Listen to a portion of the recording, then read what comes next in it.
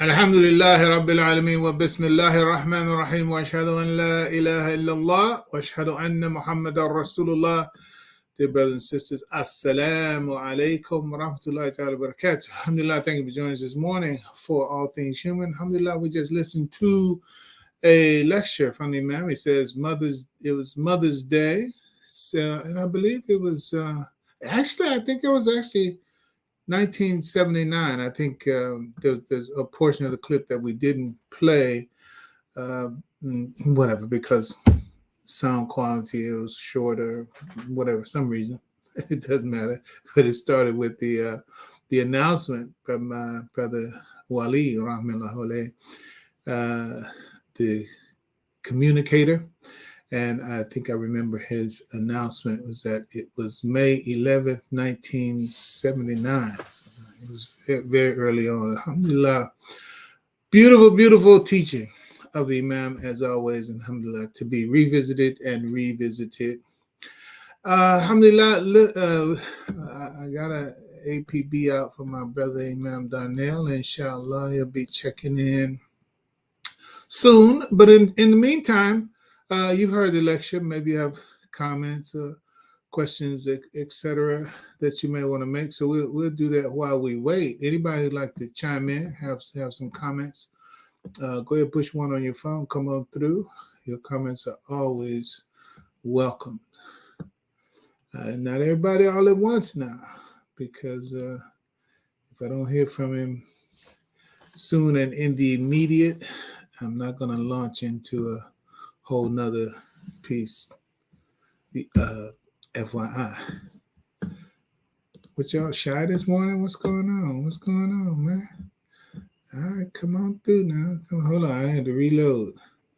Make sure it's not my dashboard. Imam Joel, assalamu alaikum wa rahmatullahi wa barakatuh.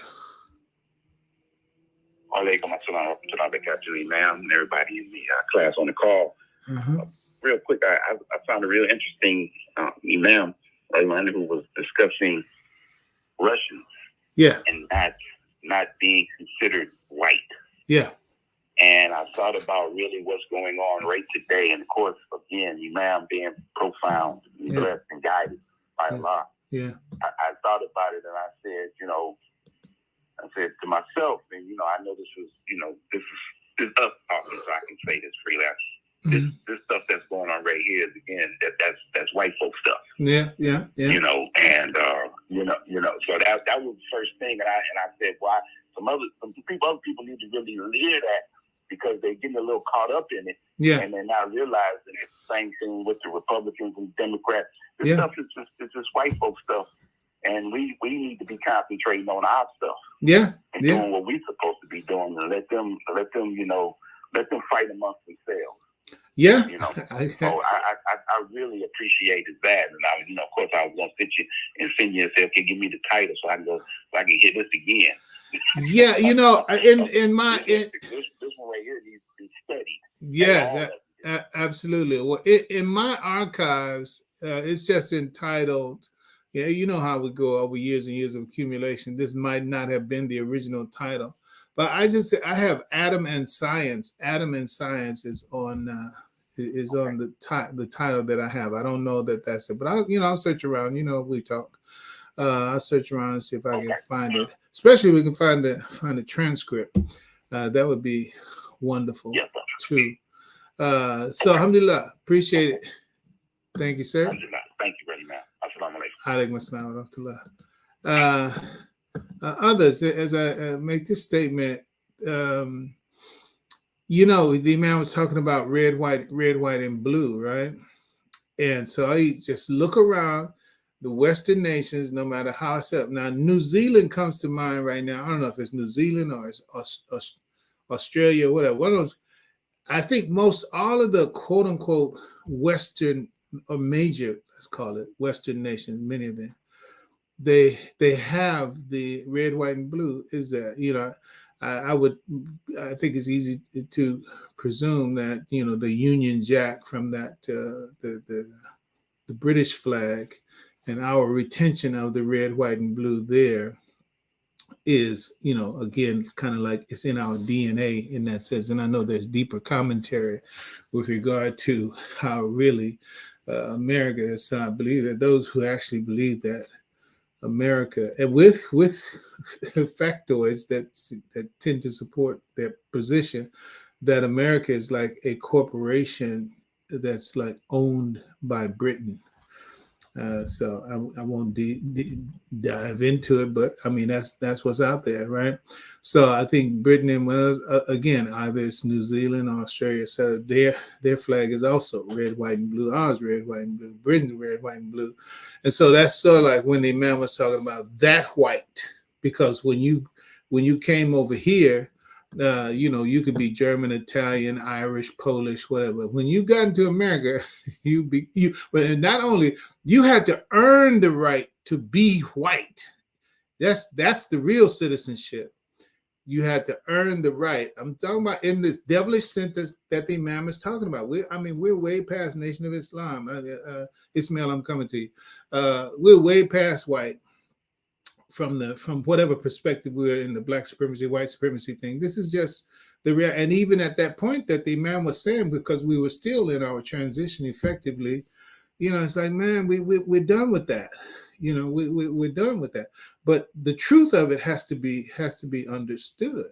And so therefore it is a kind of, I'm going to put it, fraternity, right? You got the Eastern Bloc fraternity and you got the Western Bloc fraternity.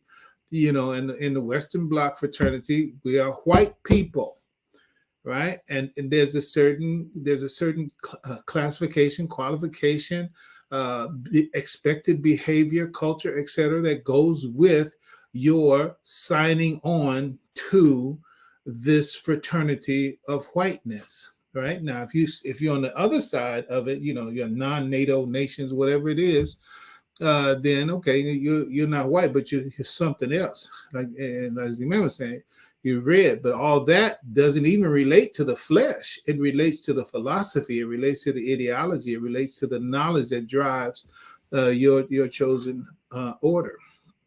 So yeah, and that was almost 50 years ago. The Imam was talking like that. Mashallah, mashallah, mashallah. So I mean, one day we're going to really get it. Ismail, assalamu alaikum wa rahmatullahi wa barakatuh. Man, really enjoying this. Real enlightened. I'm like the brother. I'm about to go back and listen to this one. It just comes to mind when I think about certain countries. Cuba, red, white, and blue flag. Dominican Republic, red, white, blue. Mm-hmm. Liberia in Africa, red, white, and blue. So that tells you, we know how they were founded. Yeah. You know. Yeah. Listening to the Imam, man. I'm gonna have to go back. When he said the spirit, I think he said the spirit moves in measures of 6, and he said the first 5 are under your natural. Right. Yeah. I believe man's conscious. Yeah. Free spirit. I was like, man. Yeah. And just bringing more detail into whiteness and blackness. Like, whiteness is righteousness, human consciousness, blackness is original obedience, human nature. Yeah. And he said, don't move until the light comes on. So Allahu Akbar. You stay in that position with that conscience comes, and he was saying it represents the natural fear, which is human nature. Yeah. And man, so it's just so much. I'm about to go back and really listen to that one. Yeah, listen, I'm listening to you. I'm listening to you to speak about a lecture that you just listened to, and it's apparent to me that you were taking notes as well, alhamdulillah, which is, which is not common among many. Most people, tend to just listen and retain or feel what struck them the most, and then hold on to that, right? And mashallah, nothing wrong with that, but the better is to do what you do. Then now I'm listening to you run back, just your surface experience with the benefit of the notes. But just off the top of your head, extemporaneous, it's not a formal presentation or whatever, and then I started thinking about, most of our friends who are not Muslims, right? It doesn't matter whether they're college or otherwise. It's like, I know we sound, it's like, man, that's deep, that's powerful, that's this, and for us, it's quote unquote something. It's relatively speaking, it's common knowledge, meaning this is a knowledge body that we subscribe to. So it's like, this is my everyday, food. You know what I'm saying? People say, woo, and I mean, I feel that just listening to what you were saying, just as a minor follow-up to what you just heard. Yes, sir. Like you said and others said, the more you learn in life, the easier life gets. So I'm always for having an easier life and a more fulfilling life. So alhamdulillah. Well, you're doing it. Alhamdulillah. Thank you. Alhamdulillah. All right. Hey, come on, bro. If you don't punch that button, I'm gonna call you out, man. Cause you owe us some commentary. Now I'm talking to you. Come on, push one. Come on through. Because I know you got, unless you're ill or incapacitated in some kind of way, which we pray that that's not the case. Okay. I'm going to let you go because I know you hear me, because we talk too much for you not to hear me. Others, Imam Darnell, I'm gonna text him one more time to see if there's something going on. I'll check on him anyway. Make sure all is well. Let's see.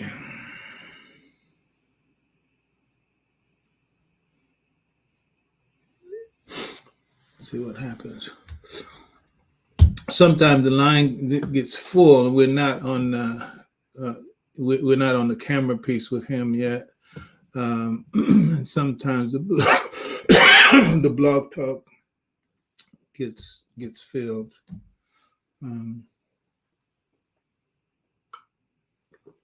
Hopefully he's all right, inshallah.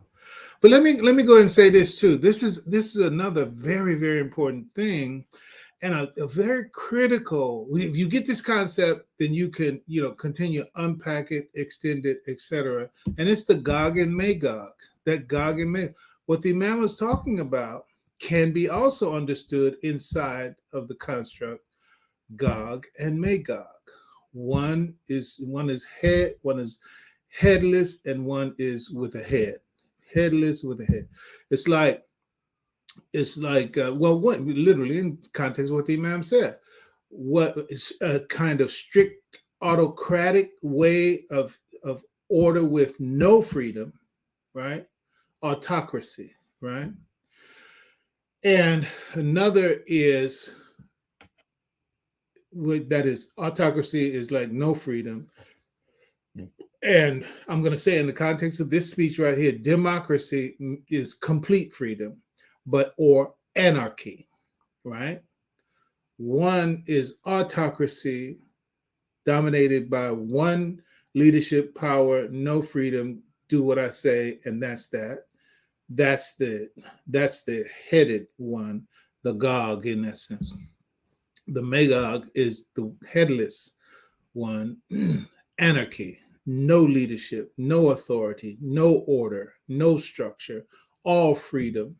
That's extreme. So when Imam talked about the extreme of the red today and the extreme of the white in his lecture, then it's talking about that extreme control. One oppresses one quality of the human being, and the other extreme oppresses the other quality of the human being.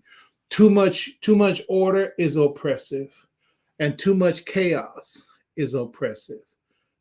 It's about having that balance. And as Allah subhanahu wa ta'ala he revealed, it said he made us ummatun wusta. He made us a midway, a balanced community. There's going to be some order, has to be, and there's going to be some chaos. There's going to be, and also there has to be, because that also the creativity, the movement forward, the innovation, the excellence of it comes with freedom and through freedom. But too much freedom is also harmful. That's harmful. All right. Well, we have an Imam Darnell sighting here. Assalamu alaikum, Imam. We're about to come knock on your door, bro. What's happening? I am so sorry. I misplaced. Believe it or not, I misplaced my phone. No, I believe that. I definitely believe that. I went crazy this morning, looking for my phone. I could have used my wife's phone, but I thought about man, and I just went crazy. And I found it. Alhamdulillah. Alhamdulillah. I'm so sorry for coming on at this time. Oh, no, it's all right. Sometimes it's better than no time. No, absolutely. We're gonna wait for you as long as we could. That's good. We've been having a good old time, kind of cogitating over a lecture of the Imam that we listened to, where the Imam was explaining the flag and Adam and science and the angels as ice and the red, white, and blue and all of that. And no doubt you were there. This is one of his early Mother's Day lecture that he gave there in Chicago, and he was explaining the reds and all of this and that. So we're just talking about it, thinking about how rich what the Imam gave us and how relevant it is, because he was separating the white man of the West, the American and European white man, versus the Russians, who is the red, and how both of them representing two extremes. So we had conversations in the waiting room while we were waiting for you. So now that we're here, what's going on with you? What's happening? Well, thank you very much. It's a good feeling. All praise be to Allah. This man, Rahim. It's so wonderful to know that when, like, I'm on the air here, and you're saying you're waiting on me. Mm-hmm.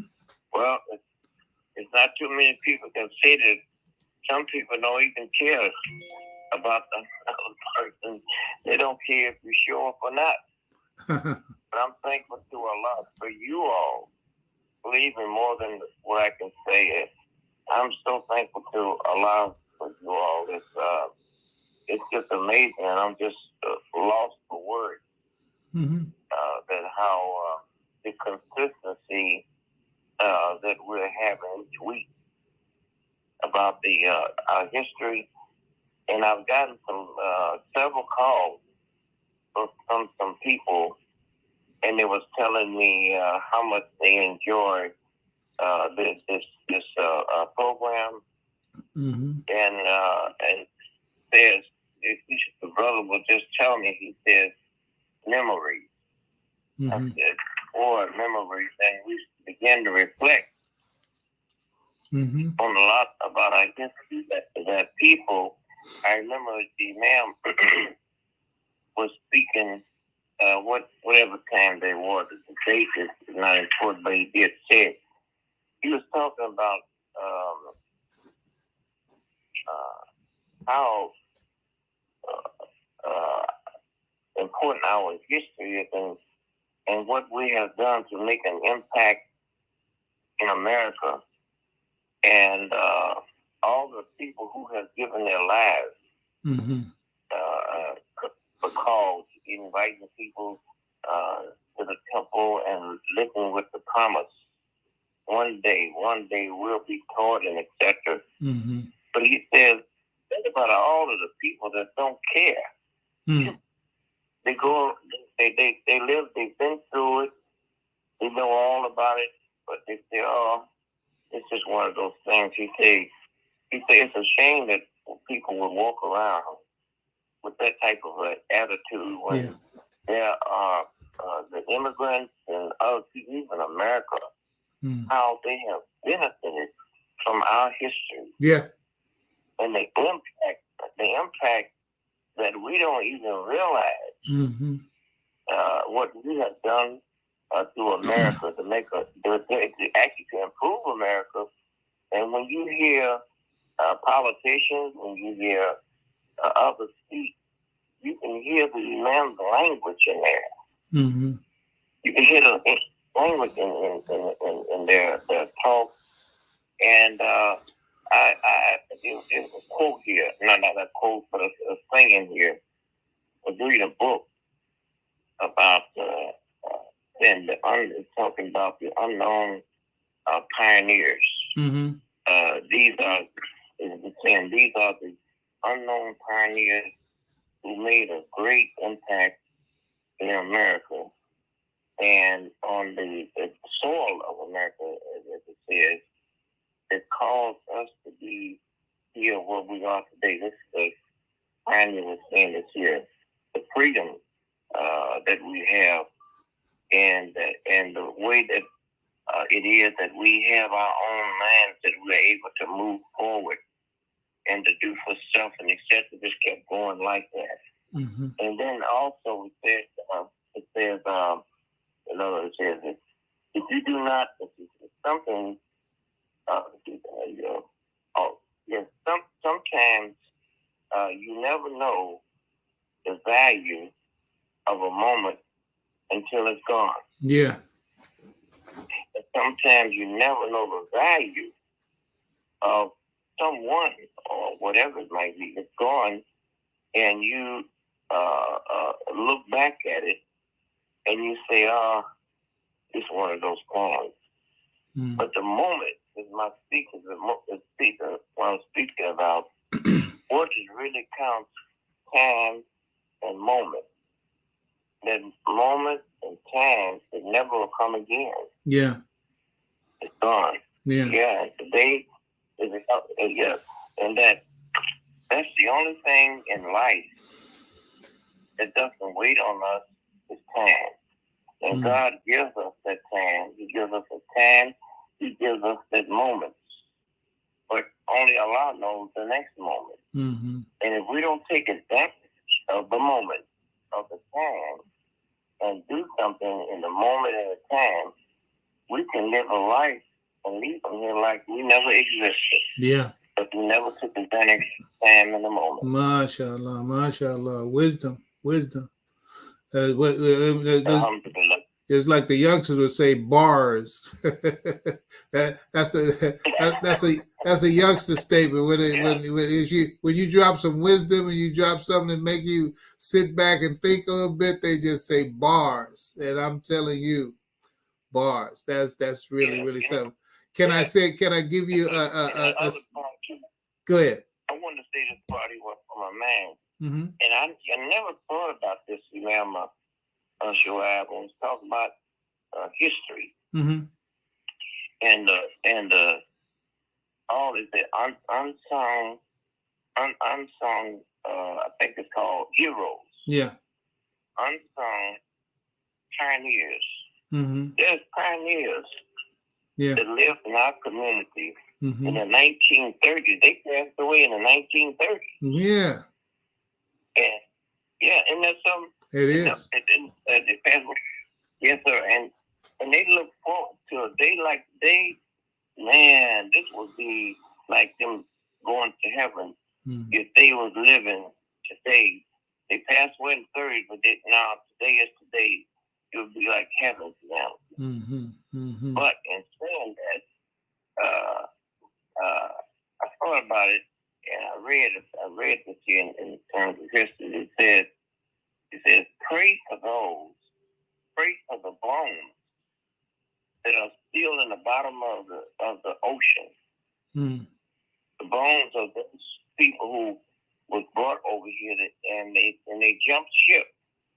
Mm-hmm. Or they fell over because they didn't want to come into slavery.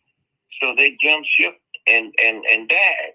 But the bones of them are still in the bottom of the ocean. Mm-hmm. So we should pray for those bones. Mm-hmm. Mm-hmm. Yeah. Yes. Alhamdulillah.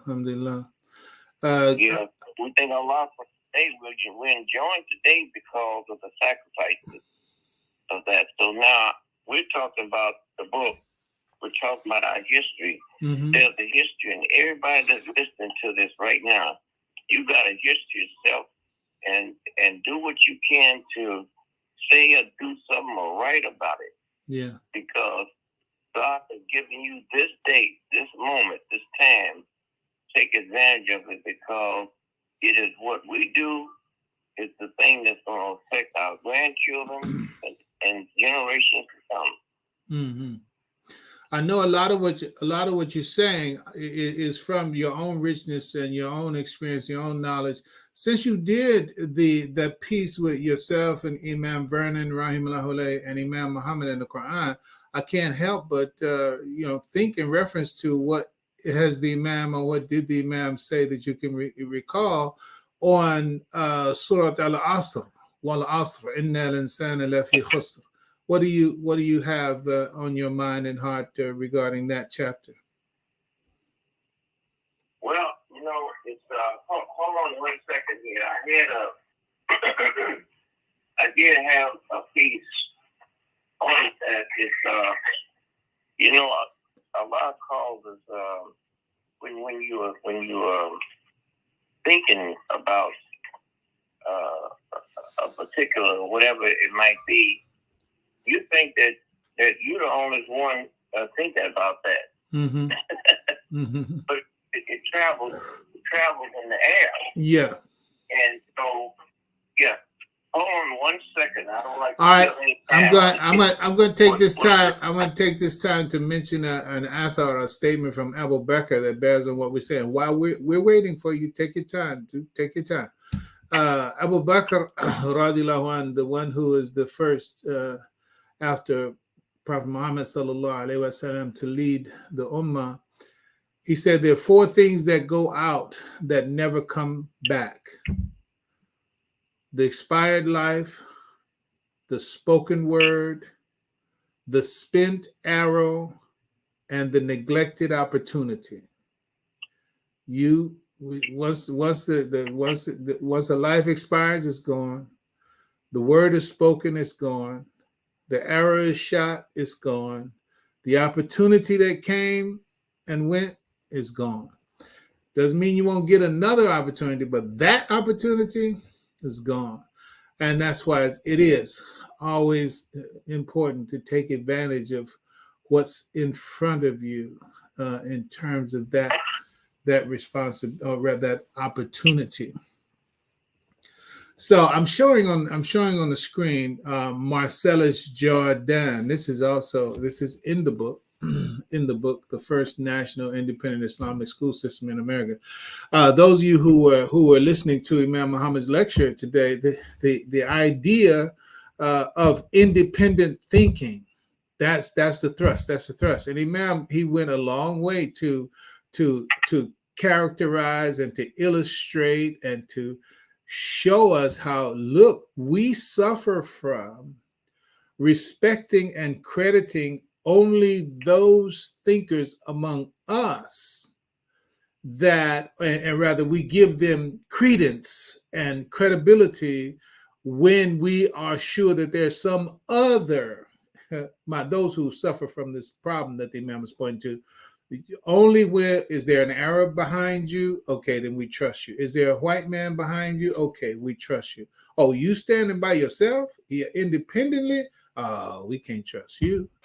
And that is a holdover from the slave plantation mindset where the straw boss was a representative of the big boss, and our obedience and their exertion of authority came vis-a-vis the vicarious qualities that they bore that reflected the power that comes not from them, but comes from another power, the white man, the slave master in that case. And he said, the Imam said that, the same thing can happen and will happen to us and has happened to some in relationship to Al-Islam. Coming into Al-Islam, as long as you think that there's an Arab, there's some other non-Bilalian behind the authority of their speech, then you give it credit. But if they're independent, no, we can't trust that. So I'm saying, in terms of the title of this book, it amplifies again the first national independent Islamic school system in America. That's a big deal. Independent, because that's a school system that's grounded in and led by people who are independent thinkers from among us. It's like, you got to unpack that. That is a big deal. So let's move on. So Imam Darnell, you ready? What you got for us, man? Yes, I am. Let's go. I am, because you going so good at it. I said, let me just sit here and listen. This is nice. Go ahead. I was happy to read All Praise Due to Allah. I was reading in depth last night on the term time. Mm-hmm. I was just thinking about time, how important time is. And I think I mentioned to the people how about taking advantage of the time in the moment. And people will say, oh, I got enough time to do this, to do that. I say, well, let's go with the book too. And say, well, we're talking about the history book that Imam Karim wrote. I'll get it another time. Well, it's right ahead of time. Right. Yeah, there's things I want to give something in charity at the masjid. But I'll wait. I'll wait. Everybody's saying whatever it is, I'll wait. But we don't have that. Only Allah gives us that time. Yeah. But never tell yourself, I'll wait when you have time to do it today. All right. If you don't value your history, it's a guarantee that as you're saying that I don't care, I'll wait someone else is writing your history right now, but when they write it, they are distorting it. Mm-hmm. And then it goes down in history as fact, a lie or false. No, it's not like that. It's like this, and it's that. Mm-hmm. But I got a comment here about the Imam when he was talking about tan. Mm-hmm. And the chapter, is Will Asr. And I'm going to tell you what he said about it. I'll give you his quote. It's so beautiful. I almost got it trying to put it in the frame. Mm. And he said, well, Asr, he said, concerning the tan down through the ages, difficulty. It is difficulty for what part of man it is for his spirit. All of this is implied in the word Asr. Man's spirit wants to come to rest. Rest from that which is in conflict with his better nature. His spirit is the life of his better nature. Further, he says, life is movement, not standing still. So our life is in our spirit more than it is in our body. That can't go very far. And without the airplane, the airplane or car or something, but the spirit will even go beyond the conscious man, beyond my rational senses. That is my spirit. It will tell my rational senses, I'm out here and I need you to join me. I want to understand, where am I? This is the man that God made. The man that I am so happy to be. I know my life. I have found myself. And it is wonderful. Mm-hmm. Further, he says, that is where all of us are created to go. We are to go where God created us to go, and it is not to be hung up in this life like a cow or a dog or a cat or a snake. No. Go. So the man walking around in an animal body may be standing up as an animal, but may be down as a human being. So, and as we have to let them know that God has sent guidance to stand them up again in their soul. Mm-hmm. Then he goes further, says, Allahu Akbar. So now, when we stand up and say Allahu Akbar, we are standing up in our soul. It will come to a time when man gets lost. He gets lost. And he don't know how to stand up. So what are we doing? We are standing up in our soul, righteous, obedient, clean with hands up.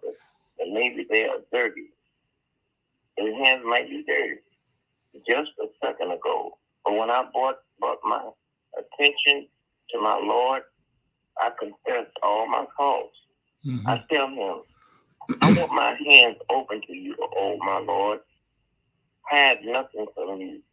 I am innocent, but in your presence, please accept me and forgive me all my sins and make me perfect and clean before you in your presence. And then we stand and we say Allahu Akbar and we begin praying and ask that Allah, as we're going through our motions in prayer, we are lost, but please help me, God. As I make my rukhas, as I make my steps, please give me the strength to stand again so that I will not be lost because I depend entirely on you, man. Hmm. Wow. That's from me, ma'am. Wow. That's it's so visual. It's so, it enriches your prayer.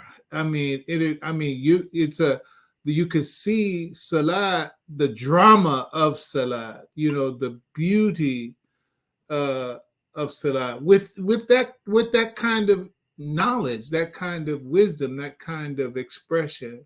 Alhamdulillah, thanks for sharing. So this was what? I mean, where did that come? Where did that come from? I don't know what article it came from, but it just I don't have the date on it. It's okay. It's okay. I was just wondering if it was from you sitting with him.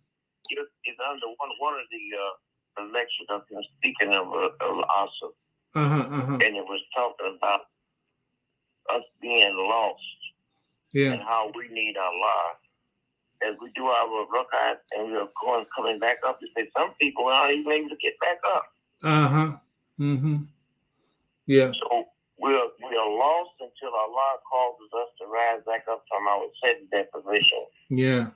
Only He can lift us back up again. Allahu Akbar, Allahu Akbar. So no, that's so beautiful. I mean, anybody would spend some time with that and just thinking through. Maybe I'm an imagery person, but you can really see that. Okay, we got to move on. So let me what we got? Let me read some of the names here, right? And we can put it in the spirit of respecting. One more time. No. You mentioned Marcellus Jalan, and then these were great men. This is one of the soldiers. Yes. That when the men were in prison, Marcellus Jalan was one of the captains that led that movement. While when the Honorable Elijah Muhammad was arrested. Yeah. And they were trying to get money together and all like that. And myself was one of them that led that to get that money together. Yeah. But they all wind up in prison. Yeah. They weren't, and they started a movement in the prison. Yeah. Yeah. Allahu Akbar. So, is that true, but humorously also, that's like Yaqub's history, right? In that Yaqub's history, they started rounding up Yaqub's followers and they started putting them in prison, and they ran out of space in the prison. So you know the story better than me. So they said, well, what do y'all want? That's when they went to the island. We know the rest of the story. But you know what I did too. Yeah. While my father, they were in prison too. So much to say about that. I got the Quran that the Honorable Elijah Muhammad. I wish I could put it on my screen here. My grandson bought me a new camera, so the rest of the program, inshallah, will be looking at the video. All right, so next week we'll get to that. Allahu Akbar. Camera, but I'm only just saying about at the time that all of the men was in prison. It's a story itself. I don't know what Shuaibe is talking about. How the women took over. Yeah. And ran the whole community. Everybody was in jail. Yeah. But the women was left behind to run, and that was all the Karim, Sister Clara. Yeah, I'm showing a picture. I'm showing a picture on the screen on the other side now of the women in the lineup that you have after the 1934-35 fight with the police department. So you have our sisters. They dressed like whatever Sunday morning or what have you, but they standing in the lineup, getting that lineup photo that you have. Talk to us about that situation right there. These are our pioneers, those who fought. Go ahead. Yeah, do you know what that's all about? A lot of that was about two things. It was about because of who we were, who we are, but it's also about when the Imam was seen playing outside. Mm-hmm. And what they call the truant officer followed him to his house when he was playing. He wasn't far away, but he saw him. Children were out there, and he came to the house, and they followed behind him. And that's when the story went about them asking Sister Clara, the great Muhammad, about why the child not in school. Mm-hmm. But in saying that, along with other matters that went on, we wound up going to court because that we were fighting for about our school and things that we wanted for ourselves, but so the system wanted us to follow their system. Mm-hmm. And we wound up in court. Yeah. And they were saying back then, if you arrest one, you got to pick us all. Yeah. So they say, we're going to. And the only thing the sisters had, when the fight broke out, it was all in the internet department. And one of the officers grabbed the sister, they got sit down over here, and the fight broke out. Mm-hmm. And they said the only thing, police was using their club, and the sisters was using their purses. Yeah. They was fighting the police with their purses. Yeah, come on, man. And shot at her and shot one of their own. So if you look at the men too, they still got on their clothes and everything. Yeah. No scars or nothing happening to them. Yeah, yeah. And do you know they didn't keep them in prison? Because you know why? What? I mean, jail? Because there was too many of them. And as soon as they feel the bells, some more was coming. So, yeah. They fought with purses and the police and fought with clubs, pulling their guns out and trying to shoot, and they hit no one with a bullet. Allahu Akbar, Allahu Akbar. We just don't know, man. We just don't know. We don't know. So, I mean, tears. Yeah, man. I mean, tears should come to your eyes on that. Let me read some of these names before we have to close out. You know, we only got about 5 minutes. I just want to raise some of the memories.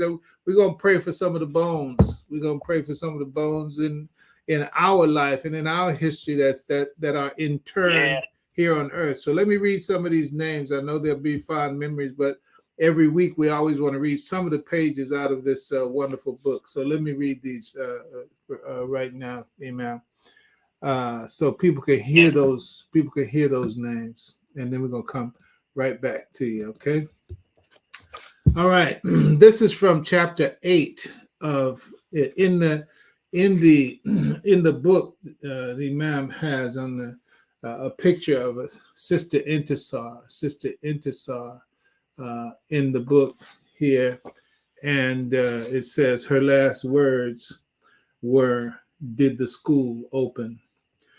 Carol Intisar Josephine, Chicago, Illinois. She was one of the oldest sisters. She received her degree when she was close to 90 years old. She was an example to us all. Sister Savannah, she was one of the first sister captains. She always opened the temple meetings with a strong introduction to the main speaker. Willie Muhammad, he was the father of Elijah Muhammad. He was his son's strongest supporter and always sat in the front row to cheer his son.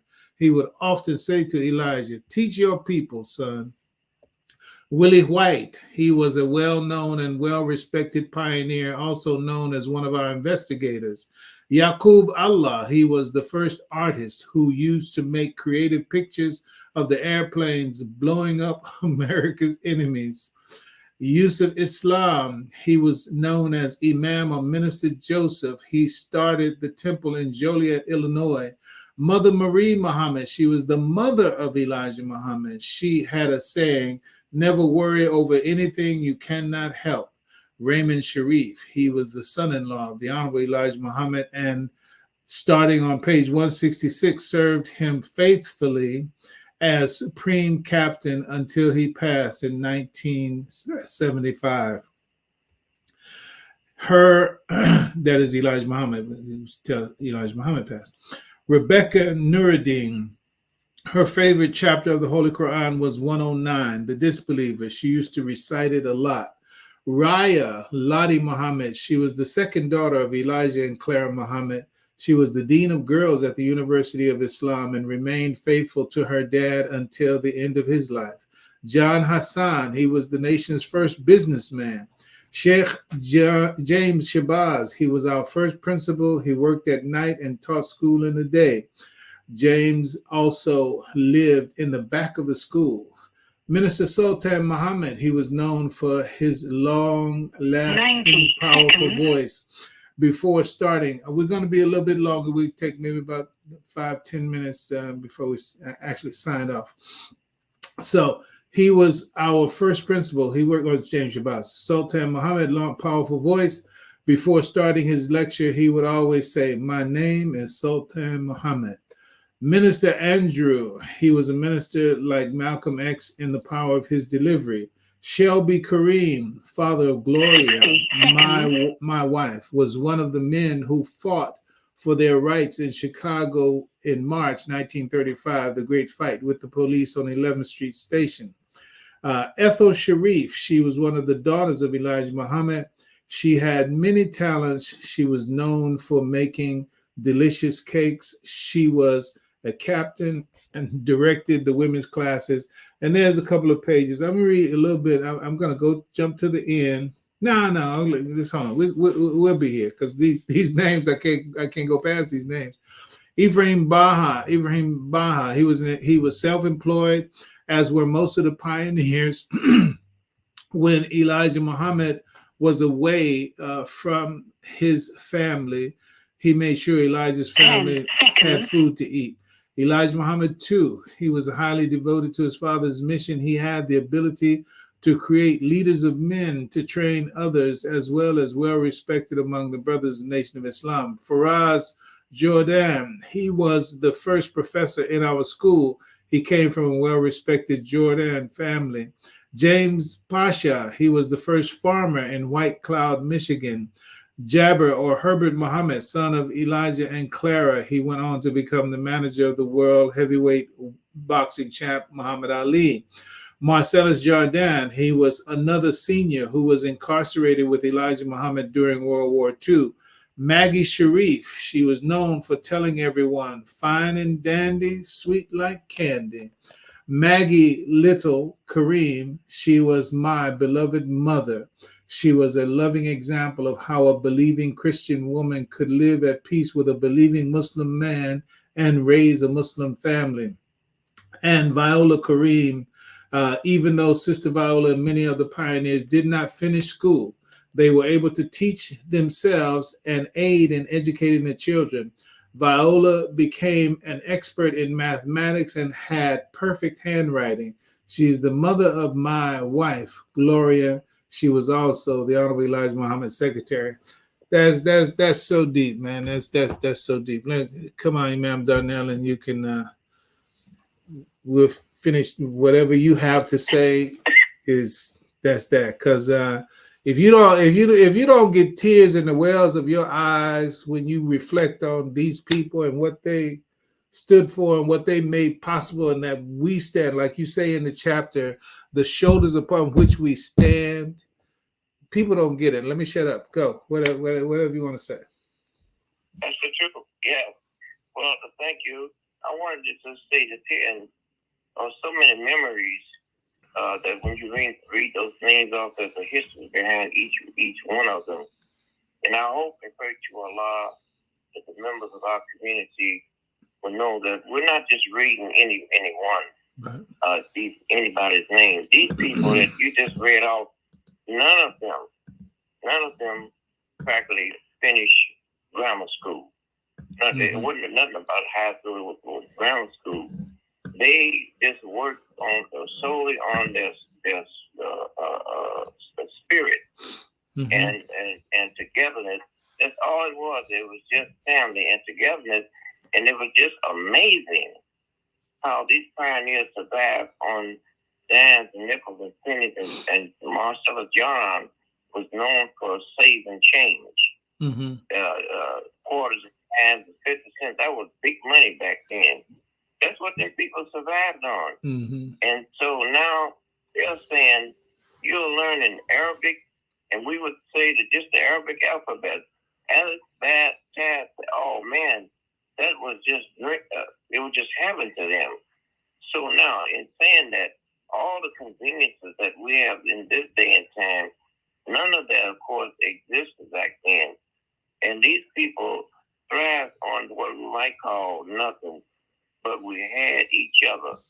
So when we sit around the stove and listen, as we call it, stove and fry, and listen at them tell us the stories about when they met W.D. Farag and what they went through, we talk about the planets and all that. That was just great stuff to us. Mm-hmm. And I would say, I can't say it's priceless, brother, Imam, for knowing that I was living during their time. Mm-hmm. And Imam even made comments about it many times. He said he believed that some of them pioneers is greater than the pioneers even during the time of Muhammad the Prophet. Even though what they did was great. Mm-hmm. So absolutely, the period of time of living with these pioneers, mm-hmm. I thank Allah for it, that He kept me to this time. And when they told me, and the Imam Muhammad, all of us, I'm dependent on you, that's still ringing in my ear today. Mm-hmm. Now they're dependent on us. Mm-hmm. So, dear brothers and sisters, you go to sales, but it's the truth. Mm-hmm. Get the book. Yes. Yeah. Go and get the book. 708-261-4091. What you can do with Zelle or wherever, mail the check if you want to, whatever. But if you don't want to get it, it's still okay. Because you got to remember, time. Yeah. Time is not waiting on us. Absolutely. Let me give more of that information. Sir? I want to give them more of that information in detail. You can purchase the book by sending a cashier's check, or what's going on? Let me finish reading this advertisement so we can give people what they need. All right, so they can do what we want them to do. So you can purchase the book by sending a cashier's check or money order to P.O. Box 1225, Homewood, Illinois 60430. Or you can Zelle the money. That money gets there right away, just like a text message. Zelle $70 to 708-261-4091. That's Zelle $70 to 708-261-4091. Imam Darnell, you were saying?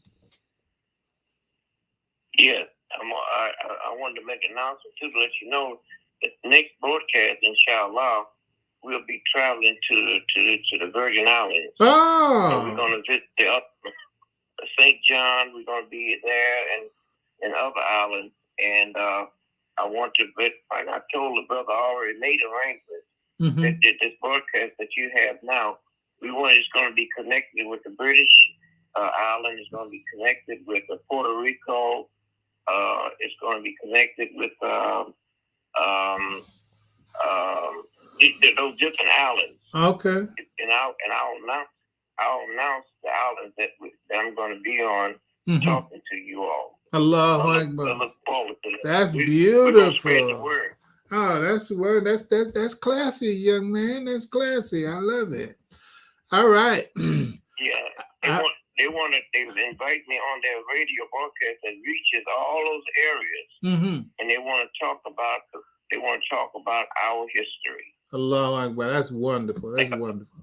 So may Allah bless it, make it so. Well, as always, it's a pleasure. Alhamdulillah. Feel like we still got the richness of our time in together anyway. And so inshallah, next week we'll be on it again. We look forward to it and all the travels and all those things that go along with it. So thank you so much. Greetings to your family. And inshallah, we'll talk again next week, if not before. If they hear me talking and they hear the noise in the background, it'll be the waters of the ocean. Takbir!